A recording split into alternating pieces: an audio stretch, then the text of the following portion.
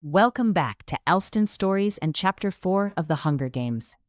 Last week, we saw Katniss valiantly volunteering for her sister and being shipped off to the capital. This week, we see her first interaction with her mentor and her attempts to understand Peeta Mellark. Let's dive in. Peeta and I take in the scene of our mentor, trying to rise out of the slippery, vile stuff from his stomach. The reek of vomit and raw spirits almost brings my dinner up. We exchange a glance. Obviously, Haymitch isn't much, but Effie Trinket is right about one thing. Once we're in the arena, he's all we've got. As if by some unspoken agreement, Peeta and I each take one of Haymitch's arms and help him to his feet. I tripped. Haymitch asks, "Smells bad." He wipes his hand on his nose, smearing his face with vomit. "Let's get you back to your room," says Peeta. "Clean you up a bit." We half-lead, half-carry Haymitch back to his compartment. Since we can't exactly set him down on the embroidered bedspread, we haul him into the bathtub and turn the shower on him. He hardly notices. "It's okay," Peeta says to me. "I'll take it from here." I can't help feeling a little grateful, since the last thing I want to do is strip down Haymitch, wash the vomit out of his chest hair, and tuck him into bed. Possibly Peeta is trying to make a good impression on him, to be his favorite once the games begin. But judging by the state he's in, Haymitch will have no memory of this tomorrow. "All right," I say. "I can send one of the capital people to help you. There's any number on the train. Cooking for us, waiting on us, guarding us, taking care of us is their job." "No, I don't want them," says Peeta. I nod and head to my own room. I understand how Peeta feels. I can't stand the sight of the capital people myself. But making them deal with Haymitch might be a small form of revenge. So I'm pondering the reason why he insists on taking care of Haymitch, and all of a sudden I think, it's because he's being kind. Just as he was kind to give me the bread. The idea pulls me up short. A kind Peeta Mellark is far more dangerous to me than an unkind one. Kind people have a way of working their way inside me and rooting there. And I can't let Peeta do this. Not where we're going. So I decide, from this moment on, to have as little as possible to do with the baker's son.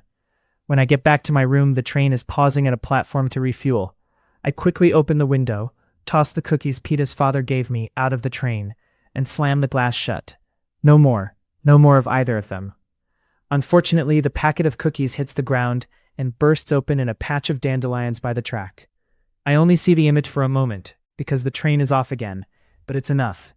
Enough to remind me of that other dandelion in the schoolyard years ago. I had just turned away from Peeta Mellark's bruised face when I saw the dandelion, and I knew hope wasn't lost. I plucked it carefully and hurried home. I grabbed a bucket and Prim's hand and headed to the meadow. And yes, it was dotted with the golden-headed weeds. We scrounged along inside the fence for probably a mile until we'd filled the bucket with the dandelion greens, stems, and flowers. That night, we gorged ourselves on dandelion salad and the rest of the bakery bread. "What else?" Prim asked me. "What other food can we find?" "All kinds of things," I promised her. "I just have to remember them." My mother had a book she'd brought with her from the apothecary shop. The pages were made of old parchment and covered in ink drawings of plants. Neat handwritten blocks told their names, where to gather them, when they came in bloom, their medical uses. But my father added other entries to the book. Plants for eating, not healing. Dandelions, pokeweed, wild onions, pines. Prim and I spent the rest of the night poring over those pages. The next day, we were off school. For a while I hung around the edges of the meadow, but finally I worked up the courage to go under the fence.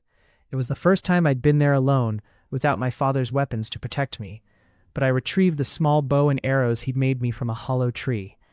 I probably didn't go more than 20 yards into the woods that day. Most of the time I perched up in the branches of an old oak, hoping for game to come by. After several hours, I had the good luck to kill a rabbit. I'd shot a few rabbits before, with my father's guidance, but this I'd done on my own. We hadn't had meat in months. The sight of the rabbit seemed to stir something in my mother. She roused herself, skinned the carcass, and made a stew with the meat and some more greens Prim had gathered. Then she acted confused and went back to bed, but when the stew was done, we made her eat a bowl. The woods became our savior, and each day I went a bit farther into its arms. It was slow going at first, but I was determined to feed us. I stole eggs from nests, caught fish in nets, sometimes managed to shoot a squirrel or rabbit for stew, and gathered the various plants that sprung up beneath my feet. Plants are tricky. Many are edible, but one false mouthful and you're dead. I checked and double-checked the plants I harvested with my father's pictures. I kept us alive. Any sign of danger, a distant howl, the inexplicable break of a branch, sent me flying back to the fence at first. Then I began to risk climbing trees to escape the wild dogs that quickly got bored and moved on. Bears and cats lived deeper in, perhaps disliking the sooty reek of our district. On May 8th, I went to the Justice Building, signed up for my tesserae, and pulled home my first batch of grain and oil in Prim's toy wagon. On the 8th of every month, I was entitled to do the same. I couldn't stop hunting and gathering, of course. The grain was not enough to live on, and there were other things to buy, soap and milk and thread. What we didn't absolutely have to eat, I began to trade at the Hob.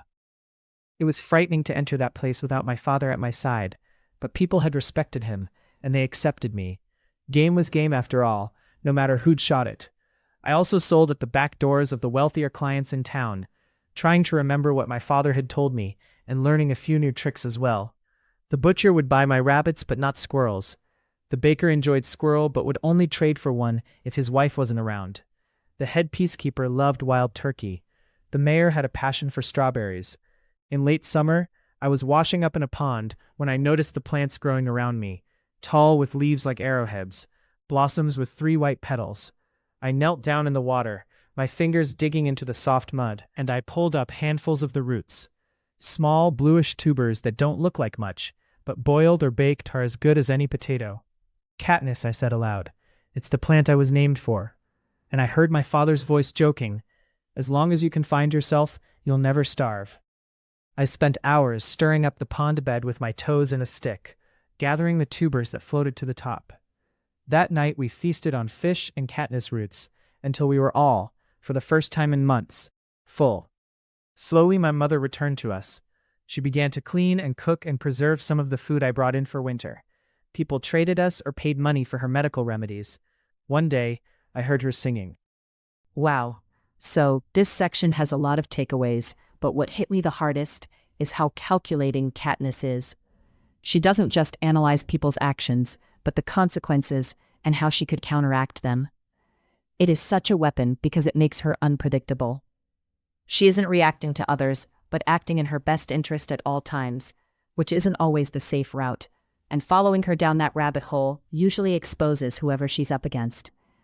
I can see how Seneca ended up in the situation he did, but I won't spoil that part of the book for those who haven't read it yet. If you want to source a copy, I'll link some places in the description where you can get it. Share your thoughts on this part of the chapter in the comments below, and stay tuned for the next section, where Haymitch surprises us all.